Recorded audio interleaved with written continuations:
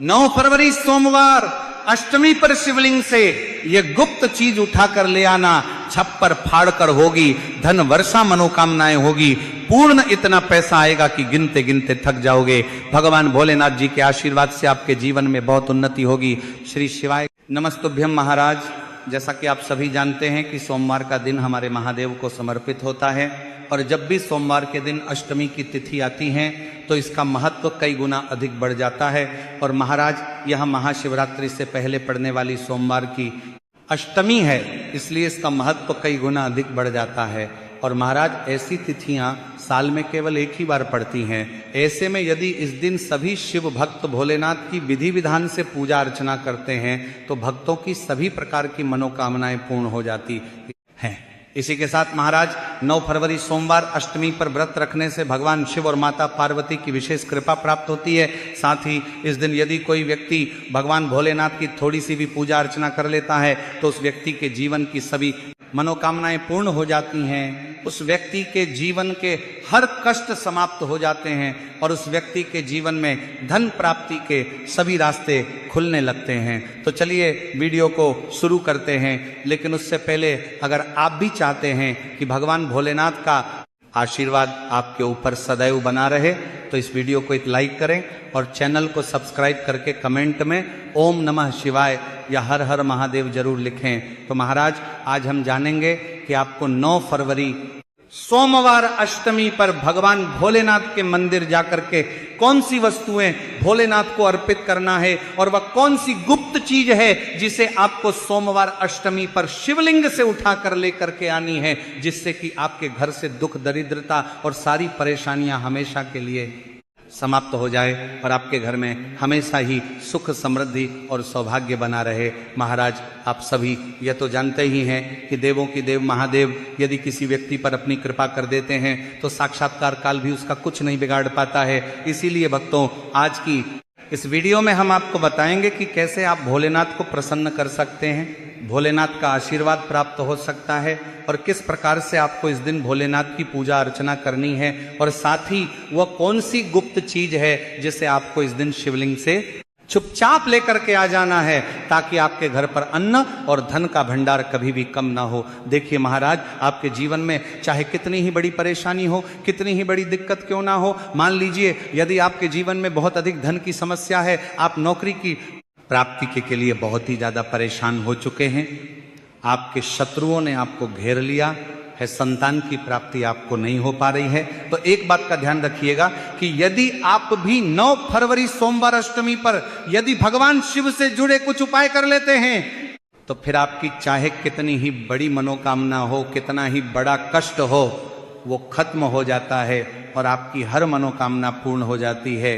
मान लीजिए यदि आपके ऊपर कोई दोष लगा हुआ है, जैसे वास्तु दोष, शनि दोष, पितृ दोष या कोई भी दोष लगा हुआ है, तो आपको सोमवार अष्टमी पर यह गुप्त चीज शिवलिंग से लेकर के आ जाना है। आपके जीवन से सारी परेशानियां दूर हो जाएगी और आपके जीवन में धन आने के सारे मार्ग खुल जाएंगे। महाराज, एक विशेष बात का हमेशा ध्यान रखें कि जब भी हम भगवान भोलेनाथ की पूजा करते हैं तो हमें धैर्य रखना चाहिए, विश्वास रखना चाहिए और श्रद्धा के साथ भगवान भोलेनाथ की पूजा करनी चाहिए, क्योंकि भगवान भोलेनाथ बहुत ही भोले हैं। वो किसी भी व्यक्ति की थोड़ी सी ही पूजा से, साधना से तुरंत ही प्रसन्न हो जाते हैं। इसीलिए 9 फरवरी सोमवार अष्टमी पर कुछ ऐसी चीजें हैं जो आपको अवश्य पता होनी चाहिए, क्योंकि इस दिन यदि आप भगवान भोलेनाथ के सामने पूजा करने जा रहे हैं और मान के चलिए यदि आपने अगर कोई गलती कर दी तो भगवान भोलेनाथ आपसे क्रोधित हो जाएंगे और आपने सही तरीके से पूजा की होगी तो साक्षात आपको भगवान भोलेनाथ उसी दिन आशीर्वाद दे देंगे और इसके के बाद आपके जीवन में कभी कोई परेशानी नहीं आएगी। तो महाराज, आपको हम वो सभी चीजें बताने वाले हैं, इसलिए आप सभी इस वीडियो में अंत तक बने रहे। तो महाराज ध्यान दीजिए, सोमवार अष्टमी पर सबसे पहले तो आपको भगवान भोलेनाथ के मंदिर जाना होगा और ये जितने भी उपाय आपको बताए जाएंगे ये आपको भगवान शिव के मंदिर में ही करने होंगे।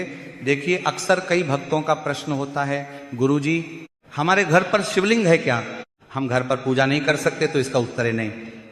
इस उपाय के लिए आपको मंदिर जाना पड़ेगा, क्योंकि मंदिर का जो शिवलिंग होता है और जो घर का शिवलिंग होता है इसमें बहुत ज़्यादा फर्क होता है। जो मंदिर का शिवलिंग होता है और इसकी जो शक्ति होती है वह आपके घर के शिवलिंग से करोड़ों गुना ज़्यादा अधिक होती है। इसमें ऐसी सकारात्मक ऊर्जा होती है जिसके सामने अगर आप थोड़ी सी पूजा करते हैं तो तुरंत ही उसका फल आपको मिलता है और आपके जीवन की हर परेशानी चली जाती है। तो आपको जितने भी आज उपाय बताए जा रहे हैं आपके जीवन की परेशानी को खत्म करने के लिए, आपकी मनोकामना पूर्ति के लिए, तो इन उपायों के लिए तो आपको मंदिर जाना पड़ेगा। और 9 फरवरी सोमवार अष्टमी की तिथि भी पड़ रही है, तो ये दिन ऐसा है, इस दिन अगर आप मंदिर जा करके भगवान भोलेनाथ की पूजा आराधना कर रहे हैं तो मान के चलिए आपके जीवन में कभी कष्ट आ ही नहीं सकता। पूरे साल आपके घर पर अन्न धन का भंडार भरा रहेगा। तो आपको क्या लेकर जाना है वो आपको नोट कर लेना है, क्योंकि भक्तों अगर आपने एक भी गलती कर दी तो आपकी पूजा संपन्न नहीं मानी जाएगी। तो महाराज सबसे पहली जो वस्तु है जो कि आपको शिव मंदिर लेकर के जाना है वो है एक लोटा जल। अब महाराज यहाँ पर कई लोगों का प्रश्न रहता है कि गुरुजी जल जो है वह तो शिवालय में भी मिल जाता है, शिव मंदिर में मिल जाता है, तो क्या जल मंदिर से ले सकते हैं? तो इसका जवाब है नहीं। आपको ये जो जल है इसे अपने घर के रसोई घर से ही लेकर के जाना है। अब महाराज इसका भी एक कारण है, घर से इसीलिए आपको जल ले जाना है ताकि आपके घर का जो जल आप लेकर जा रहे हैं भगवान भोलेनाथ पर चढ़ाने के लिए, उसी जल के द्वारा आप भगवान से जुड़ जाएंगे। उस जल के द्वारा आप भगवान को अपनी सभी परेशानियां बता देंगे और उस जल को जैसे ही भगवान भोलेनाथ पर आप चढ़ाएंगे अपनी समस्याओं को बताते हुए वह समस्या आपकी खत्म हो जाएंगी। इसलिए घर से ही आपको एक लोटा जल लेकर के जाना है। इसी के साथ महाराज जो जल आप लेकर के जा रहे हैं उसमें आप चाहे तो 1 से 2 बूंद गंगा जल की भी डाल सकते हैं, क्योंकि गंगा जल से युक्त जल समर्पित करने से भगवान शिव हमसे बहुत अधिक प्रसन्न होते हैं। अब महाराज इसी के साथ में आपको एक प्यारी सी और एक सुंदर सी बेलपत्र भी लेकर के जानी है। बेलपत्र को लेते समय ध्यान रखें कि ये कहीं से भी टूटी हुई या फिर खंडित नहीं होनी चाहिए। इसी के साथ में 9 फरवरी को है सोमवार की अष्टमी, तो इस दिन आपको बेलपत्र के वृक्ष से बेलपत्र को तोड़कर नहीं लाना है, क्योंकि ऐसा करना भगवान शिव को क्रोधित भी कर सकता है। इसलिए आप यदि हो सके तो एक दिन पहले ही बेलपत्र तोड़ के ला सकते हैं, या फिर आपको शिवलिंग पर चढ़ा हुआ बेलपत्र शुद्ध जल से धोकर उसका प्रयोग कर लेना है। अब अगली जो वस्तु है वह आपको लेकर के जानी है। सफेद पुष्प महाराज केतकी को छोड़कर सफेद पुष्प भगवान भोलेनाथ को चढ़ाए जाते हैं, इसीलिए सफेद पुष्प सोमवार अष्टमी पर आपको भगवान भोलेनाथ के लिए लेकर के जाना है, ताकि भगवान भोलेनाथ का आशीर्वाद आपको मिल जाए, जिसके बाद आपके जीवन के हर परेशानी खत्म हो जाए। इसके बाद आपको भगवान शिव के मंदिर में सफ़ेद या पीला चंदन भी लेकर के जाना है। और ध्यान रखें महाराज कि भगवान भोलेनाथ को अगर आप दूध अर्पित करने जा रहे हैं तो एकदम कच्चा दूध होना चाहिए, गर्म किया हुआ दूध नहीं होना चाहिए, कच्चा दूध होना चाहिए। अब महाराज आपको और क्या क्या ले जाना है, देखिए अगर आप चाहते हैं कि आपकी हर मनोकामना पूरी हो तो एक छोटा डिब्बा लीजिए, उसमें काली मिर्च भर कर ले जाइए। देखिए बहुत ध्यान से सुनिए जितनी आपको बातें बताई जा रही है। एक डिब्बे में काली मिर्च भर के एक लाल कपड़ा लीजिए, उसमें लौंग कपूर रखें के और इसको मौली धागे से बांध करके आपको अपनी जेब में रख के ले जाना है। सिर्फ इतनी चीज आपको ले जानी है सोमवार अष्टमी के दिन। अब महाराज आपको पूजा कैसे करनी है इसे भी ध्यान से सुनिए, और जितनी भी चीजें आपको बताई जा रही हैं इन चीजों को आपको ले जाना है और शिवालय से वापस लेकर के आना है अपने घर पर, ताकि आपको धन की प्राप्ति हो सके, आपकी कोई भी मनोकामना हो वह पूर्ण हो जाए। तो महाराज आप सबसे स्नान आदि करके 9 फरवरी सोमवार अष्टमी पर जाएंगे शिव जी के मंदिर में। तो सबसे पहले आपको इस बात का ध्यान रखना है, मंदिर जाने से पहले ही काले या नीले कपड़े धारण करके मंदिर ना जाए, वरना भगवान भोलेनाथ का आपको क्रोधित रूप देखना पड़ सकता है। अब सबसे पहले आपको भगवान शिव के शिवलिंग पर एक धारा से जल समर्पित करते जाना है, और आपको मन ही मन श्री शिवाय नमस्तुभ्यम या ओम नमः शिवाय इस मंत्र का जाप करते रहना है। अब महाराज इसके बाद आपको भगवान शिव के शिवलिंग पर चंदन लगाना है। चंदन लगाने के बाद भगवान भोलेनाथ पर आपको बेलपत्र समर्पित करना है। फिर इसके बाद आपको भगवान भोलेनाथ पर सफेद पुष्प अर्पित कर देना है। सिर्फ इतना आपको करना है। दूध अगर आप चढ़ाना चाहते हैं तो दूध भी आप चढ़ा सकते हैं। इतना बस आपको करना है। इतना करने के बाद आपको वहां पर खड़े होकर 108 बार, बहुत ध्यान से सुनिएगा, 108 बार आपको ओम नमः शिवाय का जाप करना है। या तो आप 108 बार जाप कर लीजिए या 51 बार कर लीजिए। अब आपको क्या करना है, एक डिब्बा जो काली मिर्च का आप ले गए थे, उस काली मिर्च के डिब्बे को आपको शिवलिंग पर जो जलहरी होती है, जहां से जल बह के नीचे गिरता है, इस जलहरी के वहां पर आपको जो काली मिर्च लेकर के गए थे, उस काली मिर्च को आपको स्पर्श करना है। कहाँ? शिवलिंग पर, जहां से जल नीचे गिरता है उस स्थान पर। और ये काली मिर्च आपको अपने पास वापस रख लेना है। अब जो आप लाल पोटली ले गए हैं बंद करके लौंग और कपूर की, इसको भी आपको स्पर्श कराना है शिवलिंग की जलहरी के वहां पर, और इसे भी आपको वापस रख लेना है। अब आपको क्या करना है, जिस लोटे में पानी ले गए थे या जिस लोटे में भी आप दूध ले गए थे, उसमें आपको क्या करना है। देखिए, आप सभी को पता है कि जब भी हम शिवलिंग पर जल अर्पित करते हैं तो वह शिवलिंग से होकर के जलधारी की ओर बह के आता है और नीचे गिरता है। तो जहां से भी वह जल नीचे गिरता है वहां आपको अपना यह लोटा रखना है और इस लोटे में आपको कुछ जल वापस झेल करता है लेना है।